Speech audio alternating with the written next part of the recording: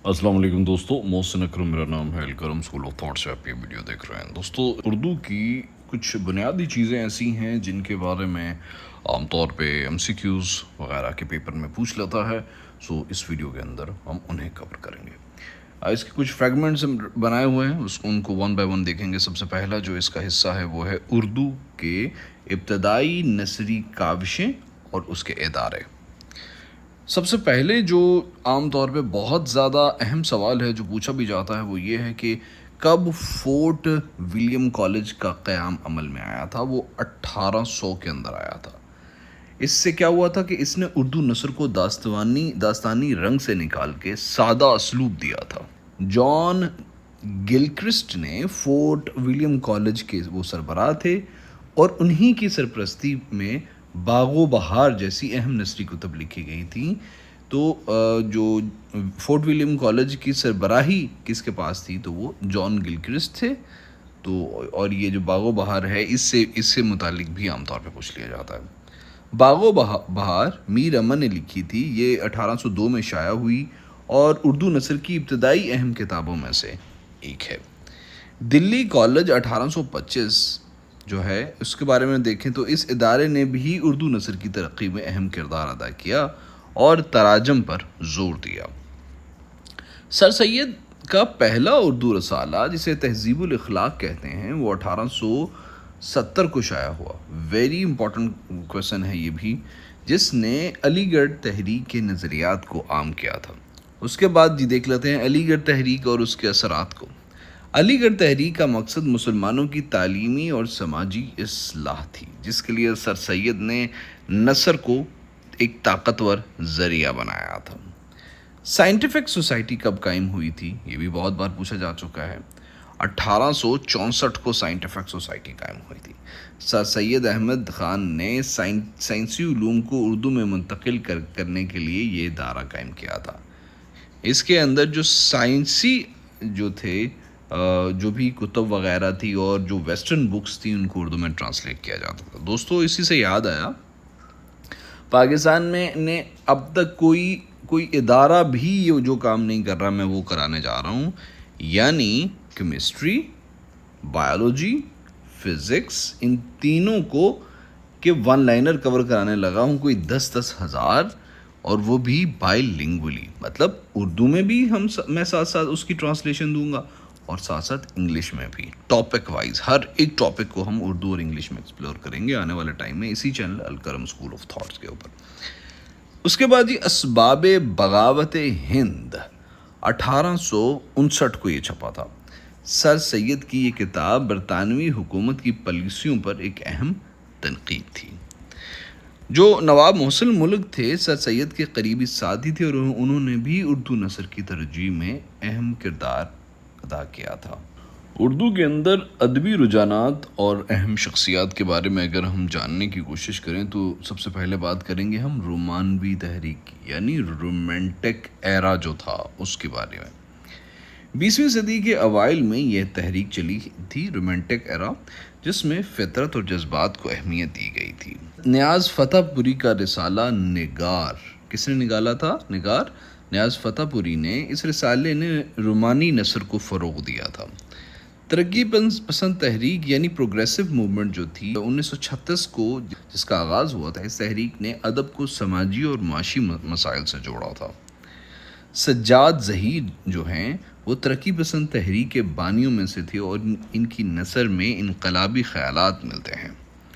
अंगारे बहुत अहम है ये, 1932 को छपा। ये अफसानों का मजमूआ तरक्की पसंद तहरीक अदब का पेश खैमा साबित हुआ। हल्का अरबाब ज़ौक़ ये एक अदबी तंजीम थी जो कि 1939 को जिसका आगाज़ हुआ था। इस अदबी तंजीम ने जदीद उर्दू अदब को नई जहतें दी थीं। मीरा जी हल्का अरबाब ज़ौक़ के अहम रुकन थे और इनकी नसर में बगावत और इनफरादियत नज़र आती है। राजिंदर सिंह बेदी जो हैं वो अपने हकीकत पसंदाना और नफ्सियाती अफसानों के लिए जाने जाते हैं। ग़ुलाम अब्बास के बारे में अगर बात करें तो इनकी अफसाना निगारी में मुआशरती ज़िंदगी की अक्कासी मिलती है और अहमद नदीम कासमी तरक्की पसंद अदब के अहम शायर और नसर निगार थे। تو ابھی ہم بات کر لیتے ہیں پاکستان میں اردو نثر کا ارتقاء کے بارے میں، کچھ تھوڑا سا ابتدائی معلومات دیکھ لیتے ہیں، ڈیٹیل میں اس کو بعد میں دیکھیں گے۔ سب سے پہلے بات کرتے ہیں قیام پاکستان 1947 کی۔ اس واقعے نے اردو ادب اور نثر پر گہرے اثرات مرتب کیے تھے۔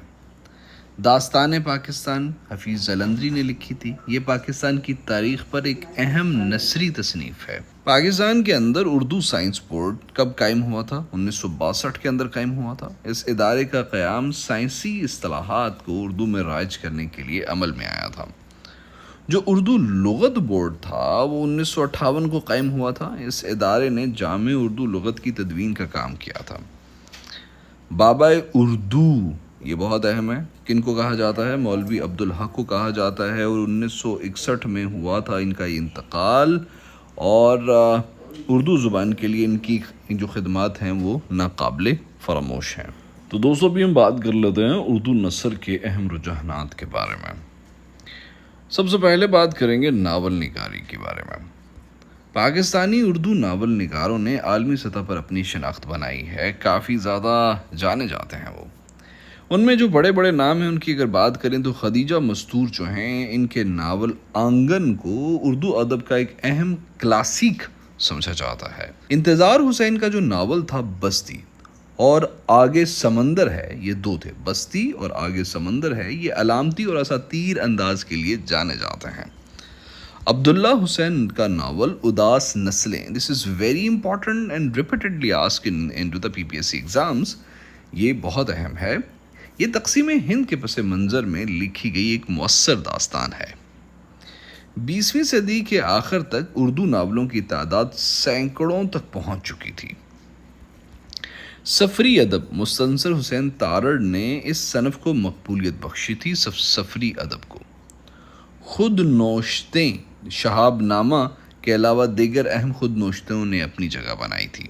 مطلب سوانح عمری بھی اس کو کہتے ہیں، اپنے بارے میں لکھنا، ٹھیک ہے، یہ سوانح عمری خود نوشتوں کی ایک قسم ہے۔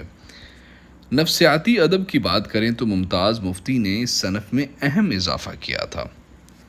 خاکہ نگاری کی بات کریں تو اردو نثر کی ایک دلچسپ صنف ہے جس میں کسی شخصیت کا مختصر اور دلنشین مرقع کھینچا جاتا ہے، اور رشید احمد صدیقی اردو کے اہم خاکہ نگاروں میں سے ایک ہیں۔ تو ابھی بات کر لیتے ہیں اردو نثر اور میڈیا کے بارے میں، کچھ بنیادی چیزیں جاننے کے بارے میں۔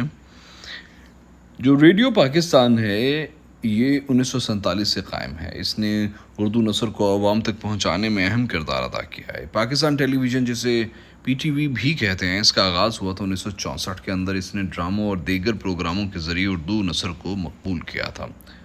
جو اردو اخبارات ہیں یہ بھی پاکستان کے اندر اردو کی ترویج کے لیے کافی کام کر رہے ہیں۔ اردو رسائل، سوشل میڈیا اور اردو نثر وغیرہ آج کل کافی کام کر رہے ہیں۔ ابھی بات کر لیتے ہیں ادبی ایوارڈز اور ادارے جو اردو سے متعلق ہیں۔ جو اکادمی ادبیات پاکستان ہے، یہ ادارہ اردو کی ترویج اور حوصلہ افزائی کے لیے قائم کیا گیا، اور آخری سب سے اہم ہے کہ وہ کون سا ایوارڈ ہے جو اردو نثر نگاروں کو ان کی خدمات کے اعتراف کے لیے دیا جاتا ہے، وہ ہے صدارتی تمغہ برائے حسن کارکردگی ادب، ٹھیک ہے۔ It's quite important one, last is quite important one, so please have a glimpse over it once again. Pakistan پائندہ باد، السلام علیکم۔